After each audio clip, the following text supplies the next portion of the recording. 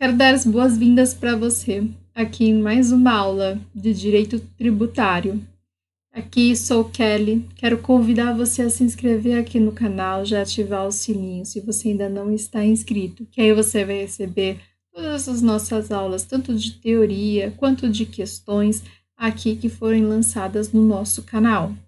Bom, hoje nós daremos continuidade à questão dos princípios aqui do tributar dentro do direito aqui com tributário. E eu já vou até abrir com vocês aqui o nosso esquema, nosso direito aqui. Na aula anterior, na parte 1, eu deixei claro que a gente ia trabalhar somente o princípio, né? O princípio da legalidade, para começar, né? Aplicado aqui ao direito tributário, nós vamos ver alguns princípios, como exemplo, o princípio da isonomia. O que é falar do princípio de isonomia? É falar sobre a relação de mesma igualdade, né? Mesmo que igualdade em relação à lei e principalmente perante a lei, onde eu vou ter um destinatário, né? Sendo o legislador, que é o nosso poder legislativo, e o aplicador da lei, que é o poder executivo e também o poder judiciário aqui. Eles vão buscar obedecer o quê? A elaboração e principalmente a aplicação, né, da lei. Nós vemos que o texto constitucional, ele vai vedar isso para todos os entes federados aqui falando, o tratamento desigual para as pessoas que estão em situação equivalente, tá bom? E, ao mesmo tempo, o texto também vai nos proibir tratar igual contribuintes aqui que são financeiramente desiguais. Então, isso é proibido, tá bom? Porque, por exemplo, eu tenho lá um contribuinte A, ele ofere mais rendimento que o B. Aí, esse A, ele paga o valor aqui maior de tributo, é o que é comum. Agora, se considerando ainda o A e o B, se eles são considerados aqui iguais, agora sobre a ótica tributária, seria injusto eu cobrá-los de tributo, né, de formas aqui diferentes, perceba? Então, quando eu falo de rendimentos, principalmente de atividades ilícitas, a gente tem que se lembrar que eles devem sim ser tributados, igual a gente já viu aqui em aula anterior, porque seria injusto, inclusive, não tributá-los só porque é atividade ilícita, é como se eu estivesse premiando eles, né?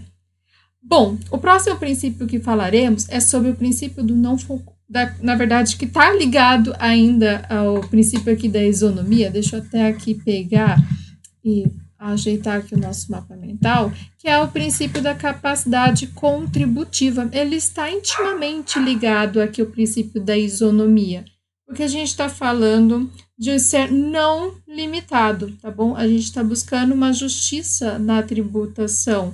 A gente está pensando numa equidade tanto vertical, ou seja, que é diferente para quem contribui aqui de forma desigual, e horizontal, que é igual, só que a gente vê aqui a tributação que é igual, tá bom? A nossa Constituição Federal de 1988, no seu artigo 145, que nós vamos estudar muito hoje, nessa aula de hoje, vai nos falar que é facultado à administração tributária conferir efetividade, né, ao patrimônio, aos rendimentos e principalmente às atividades econômicas aqui quando a gente fala sobre essa efetividade. Porque a gente está aqui buscando os objetivos e principalmente respeitando todos os direitos aqui individuais. A Constituição ainda vai nos falar que ela é mais caráter pessoal, tá? E os impostos e outras espécies aqui tributárias vão buscar o respeito aqui de singularidades, que inclusive serão distintas, tá bom? Vamos olhar porque existe aqui a progressividade, que é uma incidência aqui tributária mais gravosa sobre aqueles que têm mais capacidade, tá bom? Por exemplo, imposto de renda. Eu vou ter mais renda, então, logicamente, mais alíquotas para contribuir, tá bom? Essa é a progressividade. Já quando falamos e analisamos a questão da proporcionalidade, é aquela mesma alíquota para qualquer tipo de renda, que é inclusive aquele caso, né, do A e B que eu citei, né, são consideradas iguais de acordo com a ótica tributária. A gente está olhando aqui principalmente para a proporcionalidade, tá bom?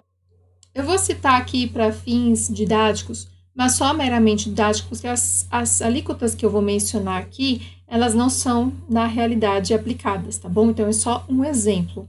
Por exemplo, eu tenho lá o A, que seria o Antônio, né? Ele tem lá o valor de salário de 5 mil reais. Já o Beto, ó, tem 10 mil, ou seja, um dobro, né? Ele recebe 2 vezes mais do que 5 mil. O proporcional aqui da alíquota é 10%, tá bom? Eu não aplico aqui o desrespeito, ou seja, 10% para baixo sobre 1.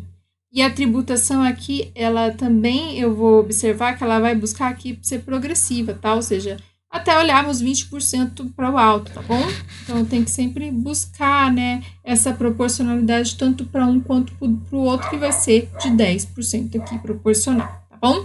Vamos olhar que temos os impostos considerados reais e pessoais. Os reais são aqueles que incidem sobre o patrimônio. Desconsidera aqui o pessoal, que é o próximo que eu vou citar agora, inclusive, que é ele que estabelece as diferenças aqui tributárias, ou seja, as condições pessoais de cada pessoa.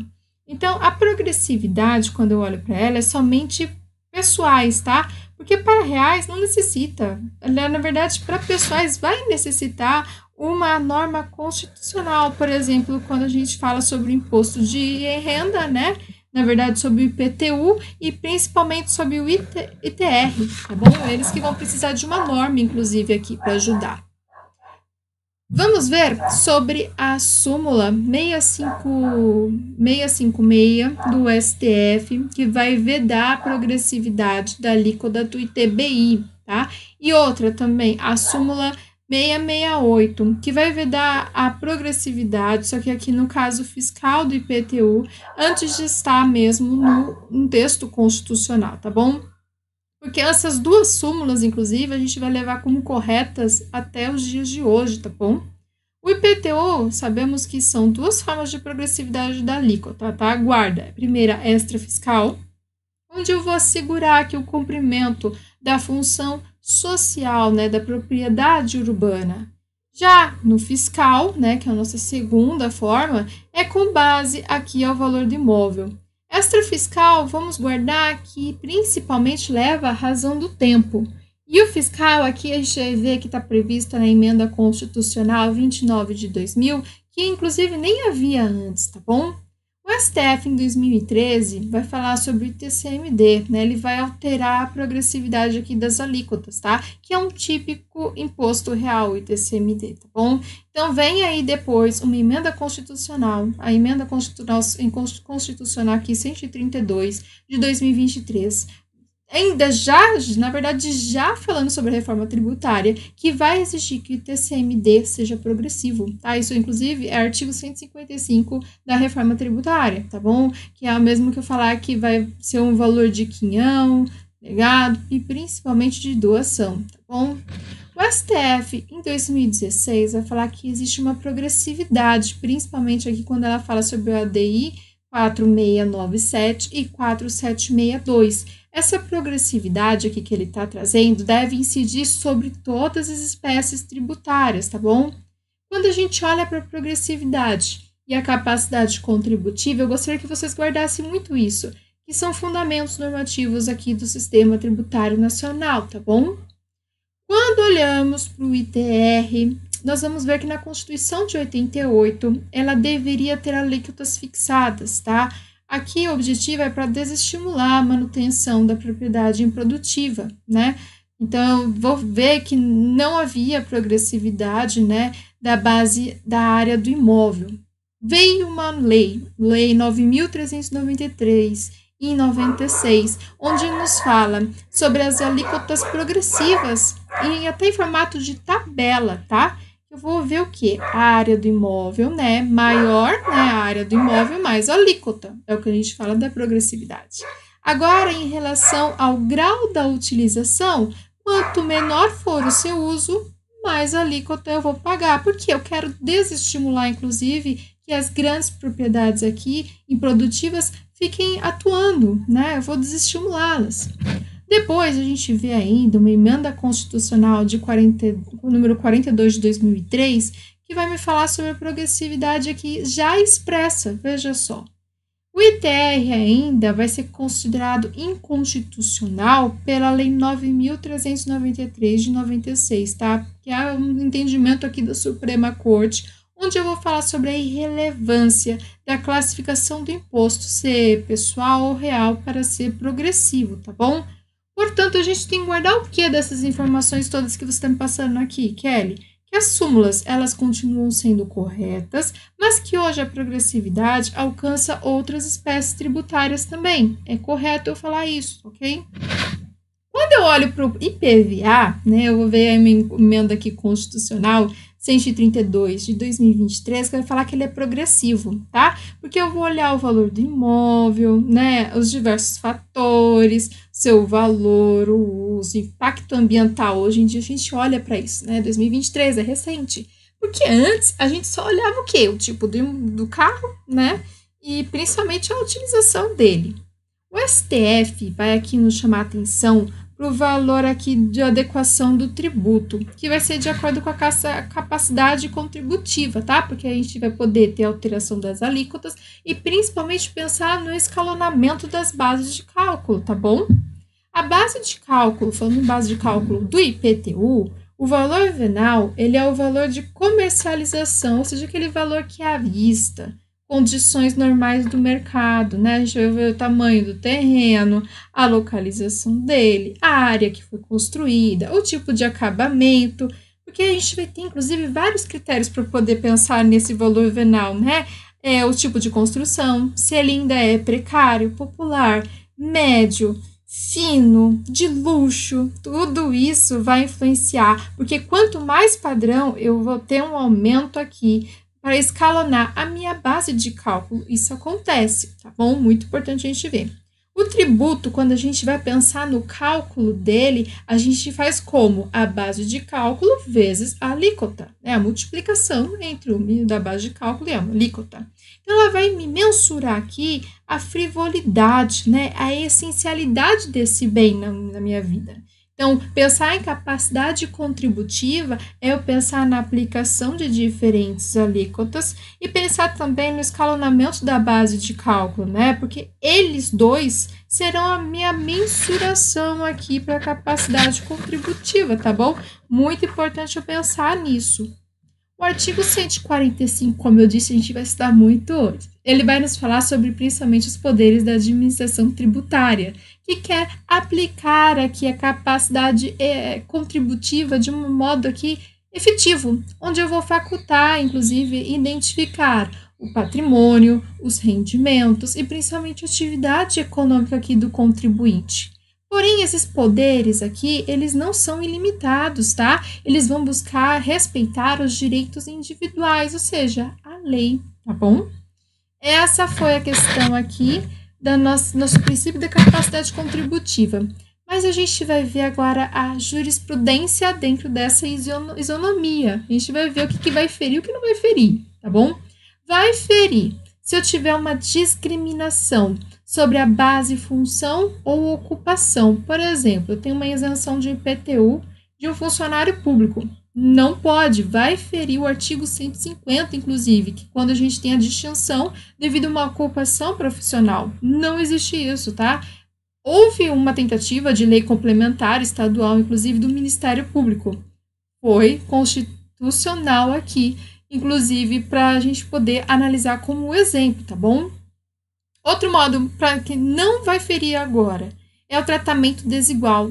Desigual, assim, buscando aqui a palavra melhor, é diferenciado para microempresas e empresas de pequeno porte, a ME e EPP, né? Porque a gente está buscando aqui disputar, inclusive, sem assistência do Estado, tá bom? Então, vamos dar um pouco mais de autonomia. Vai vir uma lei, a Lei 9.317 de 1996, vai falar sobre o Simples. Simples é o quê? Sistema Integrado de Pagamento de Imposto e Contribuições das Microempresas e Pequenas Empresas, né? Empresas de pequeno porte. Antes, não havia inclusão dos profissionais liberais, tá?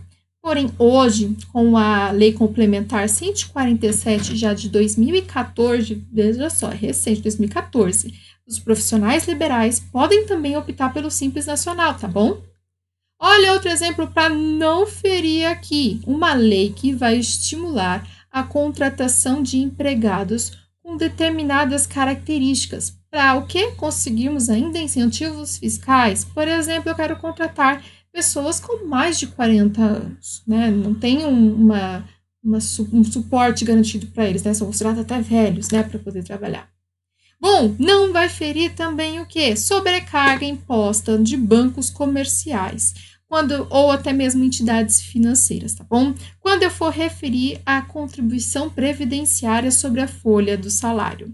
As contribuições sociais aqui do empregador, eles seguem alíquotas com base de cálculo que vão seguir aqui de acordo com o porte da empresa, tá?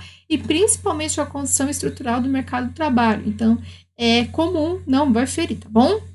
A entrada aqui, inclusive, território nacional, na verdade, não afronta uma norma que proíbe a adoção de regime na admissão temporária de operações, né, importações, principalmente quando há arrendamento mercantil. A entrada no território nacional, quando a gente fala de bens, principalmente bens com arrendamento mercantil, é diferente do regime admissional temporário, tá bom? No Brasil não há um tratamento fiscal mais benéfico, né? A gente vê que usufrui virtudes intrínsecas que são diferentes da operação de compra e venda financiada, tá bom?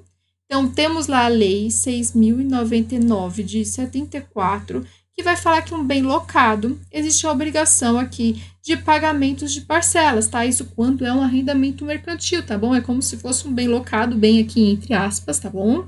A gente tem uma obrigação de pagar as parcelas e no final do contrato ele pode devolver, ele pode arrendar novamente ou ele pode adquirir por um valor residual, ou seja, um valor quase insignificante, né? Então acaba sendo muito bom. Isso a gente vê bastante em contabilidade, tá? Mas a gente tem que falar um pouquinho mais aqui também no arrendamento mercantil. Ele não afronta também, vamos ver o que não vai afrontar. Vedar importação de automóveis usados com a alegação de porque a União aqui vai querer atuar contra pessoas com menor capacidade econômica. Na verdade, quando a gente fala de vedar, a gente está olhando para os interesses fazendários, tá bom?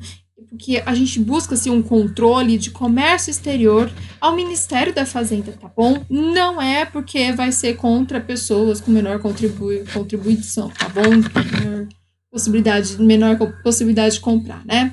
Existe um tema, o tema 573, com repercussão geral no Supremo Tribunal Federal, que não viola ingresso de dívidas do COFINS, né? A gente está olhando aqui para contribuintes e principalmente questiona, né, a contribuição do financiamento da Seguridade aqui social. O tributo aqui, quando a gente faz juízo aqui com o depósito judicial, ele vai lá em débitos tributários, tá bom?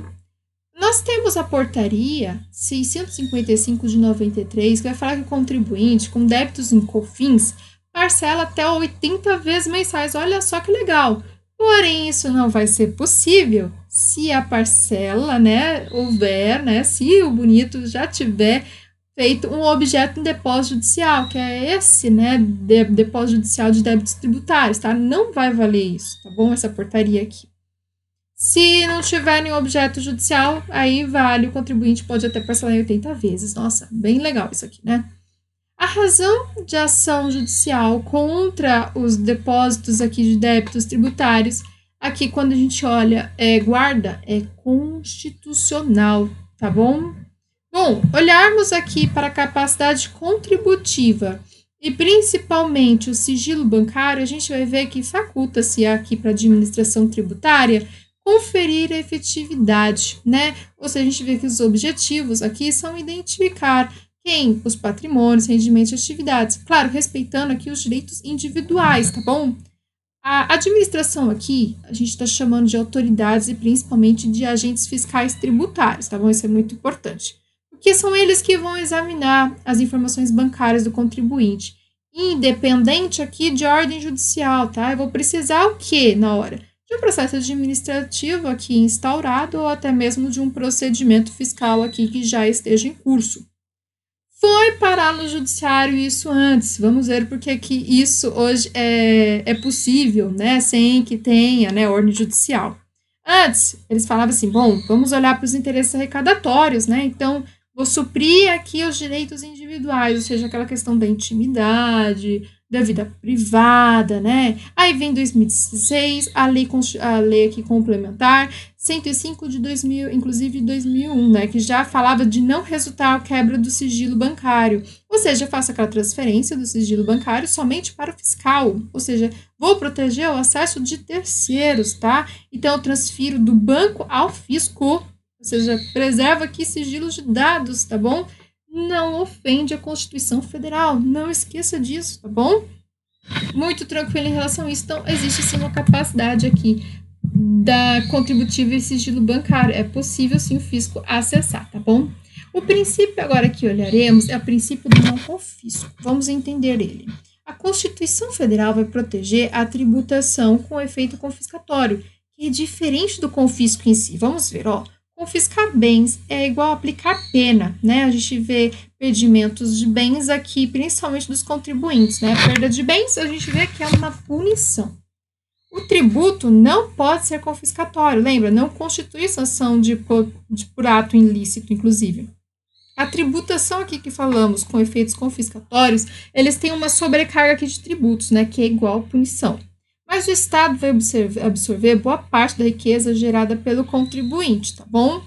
Então, essa tributação aqui com efeitos confiscatórios. Agora, quando falarmos da vedação ao confisco, é onde eu vou buscar preservar a capacidade econômica do contribuinte aqui. Então, eu vejo uma tributação com efeito confiscatório, com conceitos indeterminados, princípio da razoabilidade e proporcionalidade, vai se enquadrar efeito confiscatório, e a gente vai ver que são princípios não confiscatórios, que o STF, inclusive, vai trazer também, a analisar a totalidade de tributos, né, que o contribuinte aqui vai estar submetido, tá bom? Então, eu vou determinar um período, e se vai ser utilizado aqui um efeito de confisco, tá bom? A gente vai analisar isso perfeitamente, tá bom? Os tributos vinculados, a gente vai lembrar que eles vão ser aplicados para as taxas, tá? Como exemplos. E nós vamos ter uma análise, principalmente da relação custo-serviço prestado ao contribuinte, tá? Que vai ser efetivamente aqui cobrado. Vamos evitar aqui o que? A onerosidade excessiva da atividade que é prestada pelo Estado. O STF vai, inclusive, nos falar que é inconstitucional uma lei lá do Amapá, que tem a taxa de controle, olha só, acompanhamento, fiscalização da atividade de exploração e até mesmo o aproveito de recursos hídricos. Inconstitucional aqui o valor do tributo que é cobrado, tá? Porque ele vai ser superior ao custo da atividade estatal a ser remunerado, né? A fiscalização aqui, inclusive, lembra, é poder de polícia, tá bom? E é constitucional aqui, não havendo ofensa ao princípio da vedação do efeito confiscatório, tá bom? Onde eu tenho o uso da causa, eu tenho a base de cálculo das taxas aqui judiciárias e havendo fixação de valores máximos para um tributo aqui cobrado, tá bom?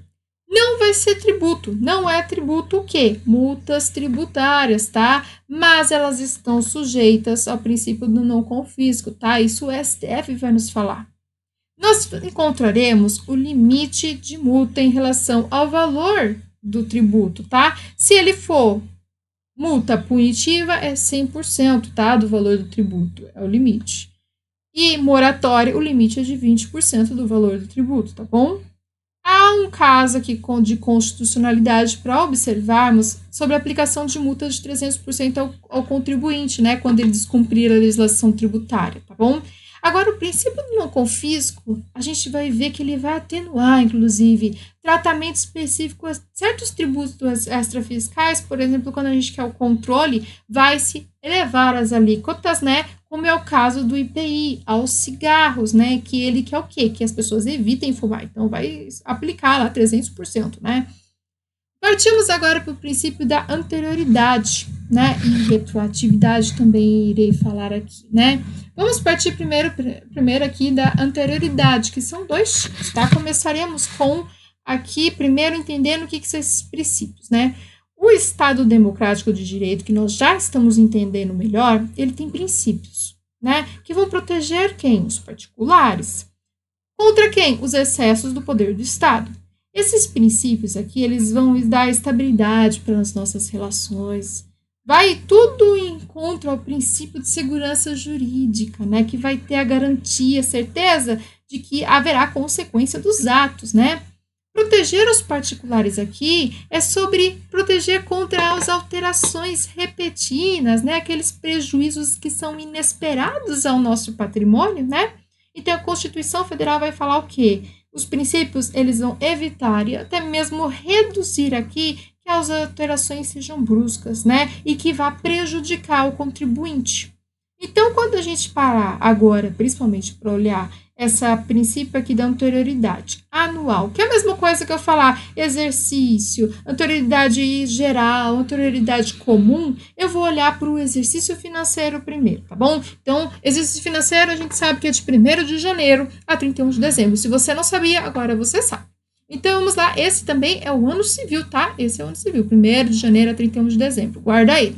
Lei aqui vai instituir um tributo. Então, eu cobro no ano seguinte que foi publicado. Essa informação é importante. Por exemplo, 1 de fevereiro de X1. Eu vou produzir efeitos a partir de 1 de X2, ok? Nós vamos ter observações em relação a essas aplicações, tá? Principalmente quando falamos sobre alterações. Se houver vantagem para o contribuinte, ou seja, se não vai prejudicá-lo, ou seja, não está protegido aqui, eu não vou precisar me preocupar, tá? Eu não vou precisar esperar virar, tá? Eu já aplico. Porque eles não estando protegidos, não precisa esperar o prazo, né? Se eles não estiverem desprotegidos, né? Eu não preciso esperar o prazo. Então, as alterações aqui podem ser de reduzir, de extinguir e até mesmo de antecipar o prazo. Nós vamos encontrar a súmula vinculante 50, onde tem alteração do prazo de recolhimento, né, da obrigação. Ela não vai se sujeitar aqui ao princípio da anterioridade. Não precisa, né? Porque, inclusive, vai ter uma outra súmula, a 669 do STF também vai falar isso, né? Não se sujeita ao princípio da anterioridade.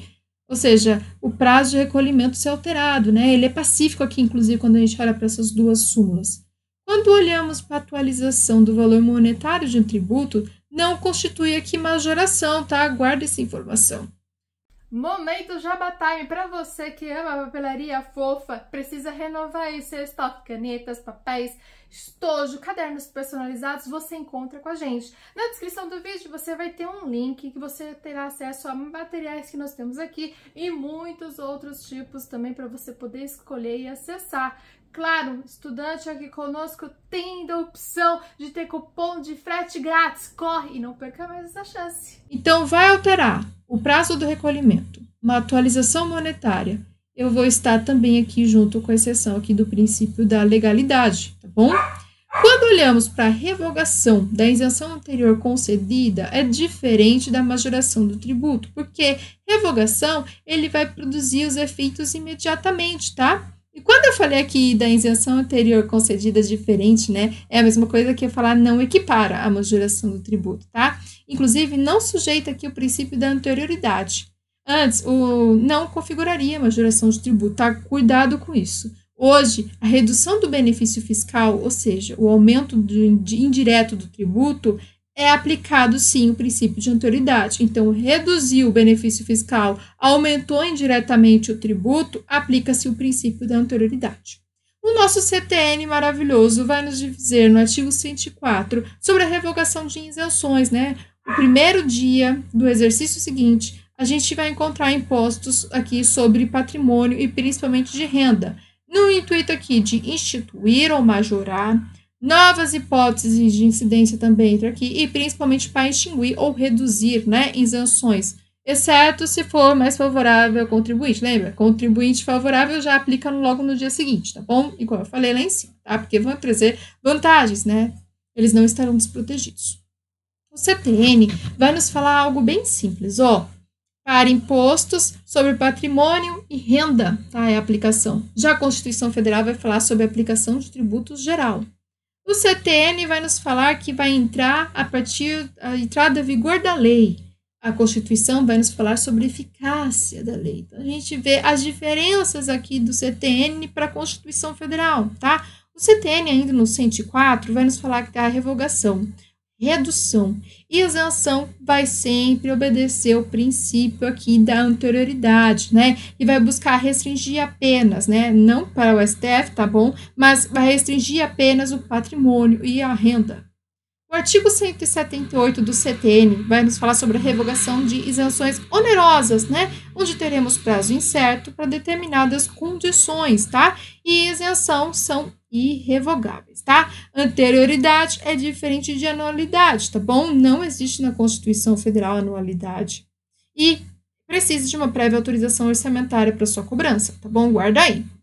Existem tributos que são exceções ao princípio da anterioridade, Kelly. Sim, vamos começar pelos extras fiscais, que são o II, o IE, o IPI e o IOF, tá?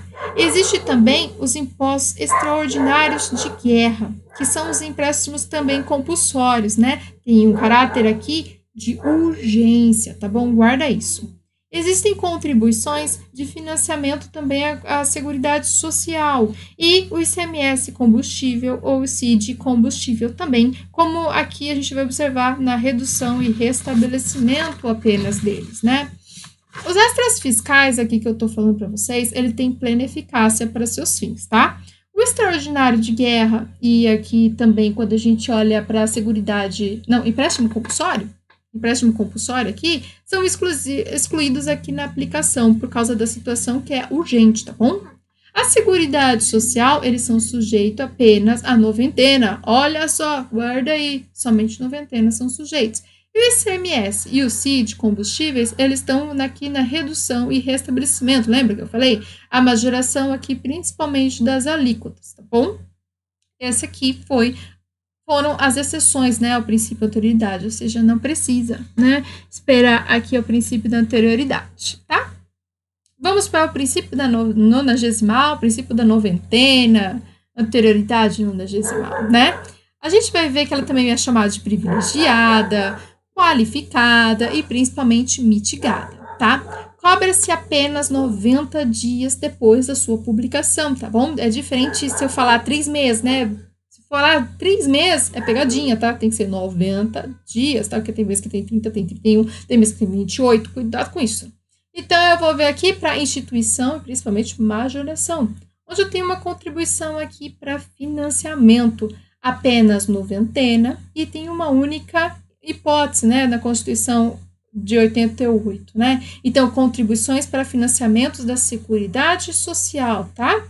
Não protege efetivamente o contribuinte, tá bom? Necessita de lei, torna-se tributo mais oneroso, tá? Por exemplo, a emenda constitucional de 42, né, de 2003, ele vai alterar aqui um rol, né, de tributos do princípio no 90, né, que antes não tinha, né? Lembra que eu falei que era bem pouquinho lá na Constituição, né? A única hipótese era a Seguridade Social. Agora vai aumentar. Porque o objetivo aqui proteger sempre o contribuinte. Então, se eu tenho uma instituição, uma modificação, o STF vai falar, bom, não vejo tantas diferenças, porque o objetivo aqui é só proteger o contribuinte, tá tudo certo.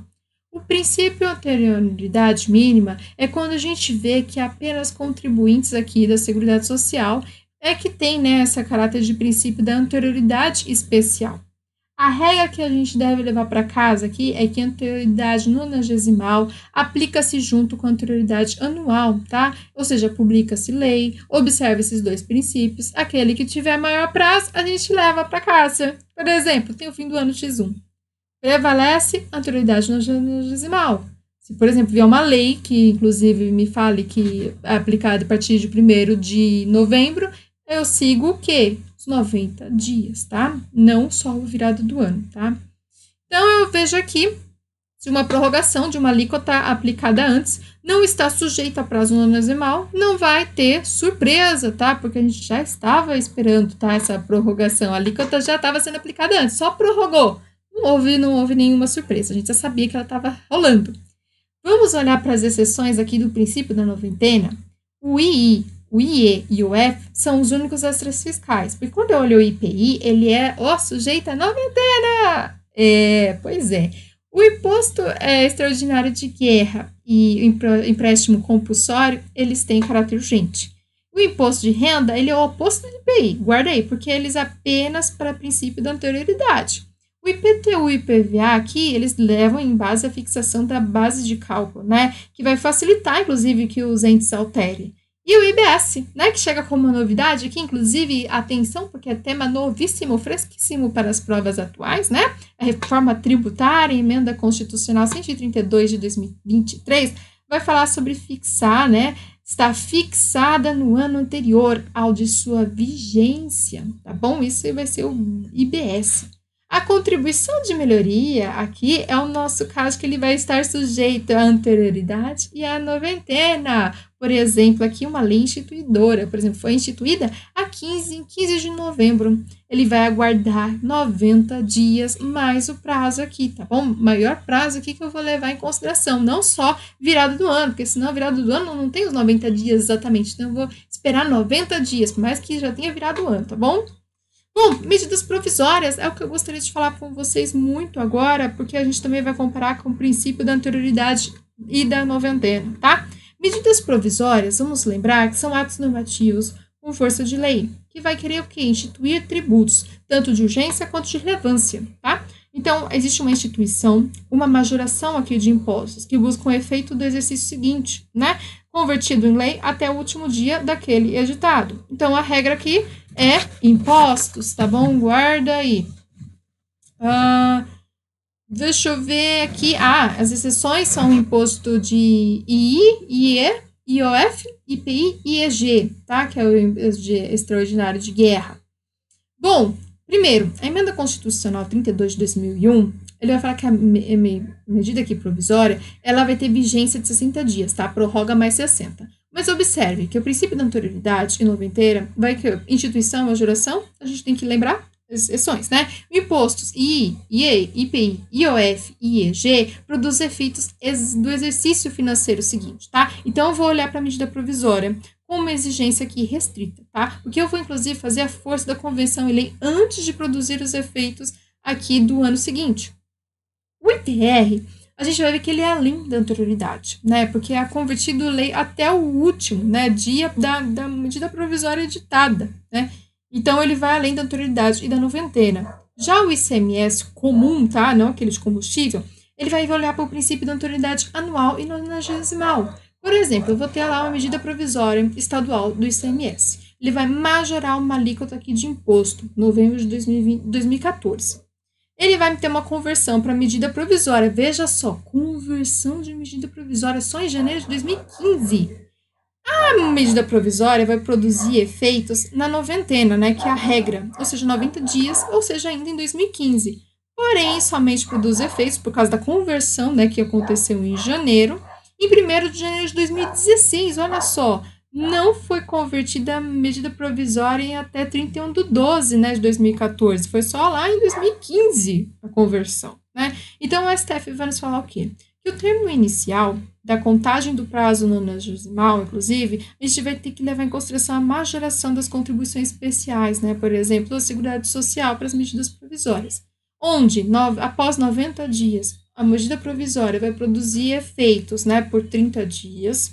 Se revertido aqui, convertido em lei, a gente vai ver que nesse período ainda vai ter uma cobrança contínua, pode continuar. Porém, se tiver alterações, que vão ser aqui, inclusive, a conversão parcial em lei, a gente vai olhar o texto originário e vai ver, reinicia o prazo aqui da contagem, e a partir da publicação, a gente vai ter uma lei de conversão, tá? Essas alterações aqui são basicamente ressalvas, tá bom? Para a gente levar em consideração.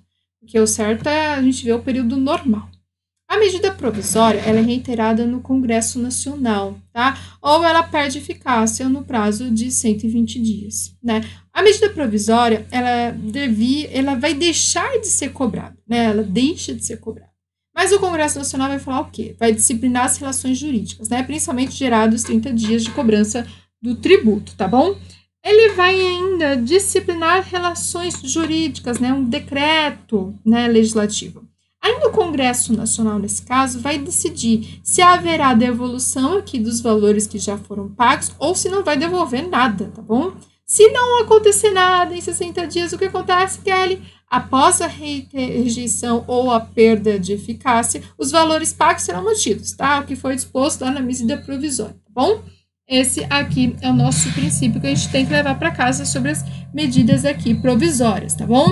Partiremos agora o princípio da irretroatividade, tá? E a gente vai ver que ele vai vedar para todos os entes federados, tá? Ou seja, cobrar tributo em relação ao fato gerador antes do início da vigência da lei que institui ou vai aumentar, tá? Não vai ter exceções aqui na Constituição de 88, tá? O CTN, ele é bem claro, ele vai trazer uma norma que pode retroagir, só que ela tem que estar expressamente interpretativa, tá? Ou seja, eu vou ter infração, que aqui vai beneficiar, inclusive, os infratores, tá bom? Cuidado aqui com a proibição, tá? Que ela evita instituir lei hoje, tá bom? Ela quer instituir ou até aumentar aquele fato gerador antes do início da vigência, tá bom? É proibido. Bom, exemplo aqui, inconstitucional, uma lei que foi editada hoje, tá? Por exemplo, o IPTU, ele é majorado. Aí ele possui imóveis urbanos a partir de 2012, ele fala, vai sofrer ônus. Não vai sofrer ônus nenhum, tá? Eu não posso fazer isso, porque eu tenho que ter, inclusive, um marco temporal, né? Ou seja, eu vou vedar a cobrança de tributos, né? Na publicação da lei, né? Eu tenho que esperar o prazo da noventena, né? E principalmente o princípio anual, né? A vigência da lei aqui. Eu vou também observar sobre a irretroatividade, né? Que vai buscar proteger as relações aqui que são constituídas de novos efeitos tributários, tá? O fato gerador, ele leva em consideração a legislação em vigor na data, tá bom? Então, eu vou ter uma certeza do que direito aqui, né? Da garantia dos efeitos ao praticar aqui um ato. A cobrança, ela deve ser somente com o fato gerador ocorrido e após a vigência da lei instituir e majorar, ou seja, lá no futuro, né? Depois, né? A lei aqui vai instituir um tributo, ou seja, uma norma, um fato. Onde eu tenho ocorrido, e ocorrido aqui, dentro do nosso mundo real, que a gente chama de fato gerador, vai surgir um vínculo, né, o contribuinte com o fisco, ou seja, a nossa bonita da hipótese de incidência, onde vamos ter que a obrigação tributária, ela vai ser fruto da relação jurídica do fisco e do contribuinte, quando for ocorrer o fato gerador, tá bom? Vamos ver os aspectos da incidência, e aqui eu vou citar aprofundadamente 2, tá? Mas saiba que existem 5, tá? Que é espacial, pessoal, constitutivo. Temos também o material, né? Onde a gente tem o fato descrito, que é ensejador aqui do surgimento, tá? Uma obrigação tributária, por exemplo, auferir rendas. Tributar o imposto de renda é um exemplo. E temporal, quando é o momento considerado aqui consumado. Foi consumado, por exemplo, o imposto de renda, no dia 31 de dezembro de cada ano, mesmo eu tendo vários casos isolados, tá bom? E retroatividade, eu vou olhar para os tributos com jurisprudência, tá? Por exemplo, o CSLL, que é a Seguridade Social. Ele tem o princípio da noventena, o fator gerador dele é 31 de dezembro. Ele tem uma lei editada, por exemplo, 2 de outubro, majora o tributo 31 de dezembro, 90 dias depois, né? Para produzir todos os efeitos aqui sobre o fato gerador. O contribuinte já se planejou, né? Carga de tributação sobre o lucro, né? Já aconteceu, né? Lá em outubro, né? O aspecto temporal aqui importa no momento definido aqui do fato gerador. Quando olhamos para o imposto de renda, olha só como o imposto de renda é complicadinho, ó. Nós temos o princípio da anterioridade e retroatividade, tá? A lei aqui, vai majorar, ou seja, vai começar a produzir efeitos no primeiro dia do exercício seguinte, tá? Não há aqui anterioridade nonagesimal. O fato gerador, ele é periódico, ou seja, prolonga-se durante um período estabelecido, né? Isso mediante a lei, tá? Nós temos diversos eventos durante esse período, tá? Mas ele vai ocorrer quando? Principalmente no final desse período. Então, eu vou ver um fato gerador aqui chamado de composto, tá? O IPT e o IPVA, só a título para vermos o outro tipo de fato gerador aqui, eles são fatos geradores de período simples, ou seja, um único evento no período já basta. Diferente aqui do imposto de renda, né? Vários durante o período, né? Só para a gente poder sintetizar um pouquinho, né, do regime da tributação anual do imposto de renda da pessoa física, a gente vai ver que a base dos rendimentos recebidos pelo contribuinte, né, o decorrer aí do exercício financeiro, o seu fato gerador é no dia 31 de dezembro, né, a gente lembra que são fatos isolados durante todo um ano, e no ano seguinte, a gente vai ver que existe um prazo para declarar aqui o IR, tá bom? Principalmente para a Receita Federal. A apuração do imposto de renda da pessoa física anual e pagamento de imposto também, se houver, tá? A gente vai ver que tudo isso acontece no ano seguinte. Se uma lei majorar o imposto de renda, Kelly, acontece? Bom, a gente vê que ele é publicado no meio do ano de 2020, por exemplo. Ele não produz efeito em 2020, tá? Isso para você ficar calmo, tá? Mudou no mês 6. Nossa, e o início do ano, né? Pois é, porque ele produziria para rendimentos anteriores, ou seja, lá em fevereiro também teria aplicabilidade. Que loucura, né? Então, ele vai violar essa irretroatividade, né? Quando a gente olha para aqui para a anterioridade anual, né? O STF, inclusive, vai trazer uma súmula 584 de 1976, que ela está cancelada, veja só, porque a lei vigente é no ano de declaração de imposto de renda, tá? Dessa súmula, tá? Então, ela aplica rendimento no ano base, por exemplo, ano de declaração de imposto de renda é 2021, mas ele está aplicando rendimento do ano base de 2020. Não guardava mais aqui a contabilidade com a sistemática da declaração que nós temos atualmente, ou seja, que assim refere ao ano anterior, né? Então, a gente está vendo, por exemplo, a nosso imposto de renda aqui de 2026 será em relação a esse ano de 2025, tá bom? Então, ele vai violar, inclusive, aqui a anterioridade anual e principalmente a irretroatividade, tá bom? Então, a gente vê isso bastante aqui, tá? Bom, princípio da liberdade de tráfego. Esse aqui vai vedar que os entes federados limitem, né, o tráfego de pessoas, de bens, né, via tributos interestaduais e intermunicipais, tá bom? Vai ter duas ressalvas, duas exceções. Primeiro, com a cobrança de pedágio, né, que é aquele que é cobrado porque a gente está usando vias aqui conservadas pelo poder público. Olha que lindo. Ele também não possui, tá bom, natureza tributária quando a gente olha para essa cobrança do pedágio, tá bom? A outra exceção é o ICMS sobre operações de circulação de bens, sobre prestação de determinado serviço. Esse você já viu provavelmente, né? Ou seja, tem um destino que é um outro estado, que ele está inclusive previsto lá na nossa Constituição de 88, veja só. Não são aplicáveis a todos os entes federativos, tá bom? Quando a gente para olhar os outros princípios constitucionais tributários, tá? Alguns são somente pela União e outros únicos somente Estado, Distrito Federal ou municípios. Vamos estudar um por um, tá? Que aqui são os outros princípios. Deixa eu até subir aqui, porque eu vou abrir aqui a listinha para podermos ler. Deixa eu até arrumar aqui para ficar melhor de enxergar. Pronto, tá melhor. Começaremos, então, com o princípio da uniformidade geográfica da tributação. Ele é exclusivo da União, tá? Como assim? Ele veda a União instituir tributo que não seja uniforme, tá? De todo o território nacional. Ele não implica, inclusive, da distinção entre outros entes federativos, tá? Em detrimento aos demais, tá? É permitido aqui vermos a concessão de incentivos fiscais para poder desenvolver socioeconomicamente algumas regiões, tá? O artigo 3º, inclusive, vai nos falar sobre a necessidade de erradicar pobreza, e principalmente reduzir aqui as desigualdades. Então, a gente leva isso muito em consideração aqui, tá bom? Na hora de ver esse incentivo fiscal para algumas regiões. A gente vai ver que existe também uma tributação diferenciada, que ela vai entrar aqui toda vez que aparecer como um elemento finalístico, tá bom? O STF vai nos falar aqui uma coisa muito interessante sobre a abrangência aqui de incentivos fiscais. Aqueles que não foram objeto de benesse. Tá bom? Não vai caber ao judiciário substituir um legislado. Estendendo aqui a isenção, inclusive, para o incentivo fiscal também, onde os contribuintes são contemplados aqui de lei, principalmente o título aqui de isonomia, tá bom? Bom,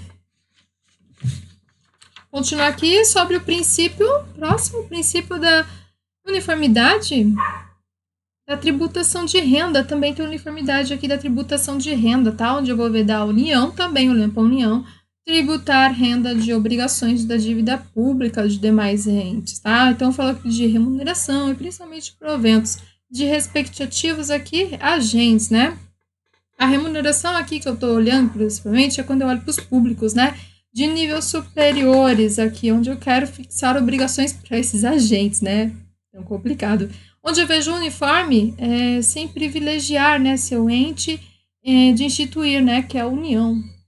Eu vou ver os rendimentos aqui aplicados para investimentos ou para servidores desses entes, né, que é superior ao fixado, ou seja, eu olho para os títulos públicos, eles ficam mais atraentes, porque eles vão ter uma forma menos onerosa que os demais, né? Olha só, eu não vou pegar um título estadual, vou pegar o título federal, né? Então, eu vou aumentar o interesse para os títulos federais, né? Então, isso não pode, tá? Porque é isso que acontece na prática, tá? Bom, o próximo princípio é da vedação das isenções heteronomas, né? Onde eu tenho isenção concedida pelos meus entes políticos, né? E os entes são capazes de tributar, lembra disso? Então, eu vou conceder um benefício fiscal, uma isenção autônoma, criada exclusivamente por lei, onde eu vou ter a autonomia dos entes, né? Lembra? Eles decidem, né, a forma, o momento. Então, eu vou vedar aqui a união de isenções de competência dos demais entes. Ela quer começar a isenção para o Estado, por exemplo. E, na verdade, não, né? Os demais também servem, né? Por exemplo, o Estado, ele pode criar para o Estado, mas não pode criar para o município também, tá? Não é só a União que não pode fazer isso, tá? Isso serve para o estadual querer fazer municipal ou municipal para o estadual, vice-versa, né? Então, nós vamos ver que existe uma competência para tributar, lembra do Pacto Federativo? Ele leva em consideração. Porém, nós temos duas exceções. Veja só essas duas exceções que elas podem aparecer e que, se elas aparecerem, é correto elas falar que elas existem, tá? Então, primeiro, incidência do ICMS das exportações, tá? Eu vou ver que existe uma lei complementar que vai buscar excluir, né, as exportações aqui. Destinatário, o exterior. Vai deixar de ser utilizado, né, essas exportações aqui. Inclusive, a emenda constitucional 42 de 2003 vai falar sobre a imunidade do ICMS, tá bom? Vem a União e vai conceder também o quê? Uma lei complementar. Olha na segunda exceção aqui. A isenção heteronomas aqui para ISS. Olha, era a competência de quem? Do município ISS, né? Aí ele vai falar que são as exportações aqui de serviços, tá? Para elas aplicadas, tá bom? Existe um caso aqui particular que a gente vai olhar também, que são os tratados internacionais, tá? Que vão conceder isenção aqui sobre os tributos, tanto estaduais quanto municipais, tá bom? O tratado internacional, a princípio, não seria possível, né? Porque não está expresso lá na Constituição de 88. E ele é produzido para órgãos pertencentes à União. O STF fala que não é somente para a União, não. Em nome da República Federativa do Brasil, isso também é possível, porque nós temos o GATT, né, o Acordo Geral sobre Tarifas e Comércio. O Brasil, inclusive, é signatário, né? Então, para os princípios de tratamento aqui nacional, os produtos importados não devem ser onerados mais que os nacionais, tá? Então, a gente vai ver que é diferente aqui da isenção convencional, tá bom? A gente vai levar isso em consideração. Bom, aplicável aqui, quando a gente olha aplicável para o Estado, para o Distrito Federal e principalmente para os municípios. Ou seja, eu vou ter um princípio aqui da não discriminação, principalmente quando eu olho para a base aqui da procedência, ou seja, o destino. Então, os entes aqui são proibidos de criar diferenças tributárias, né? Tanto em relação à procedência quanto ao destino, né? Tanto dos bens quanto dos serviços.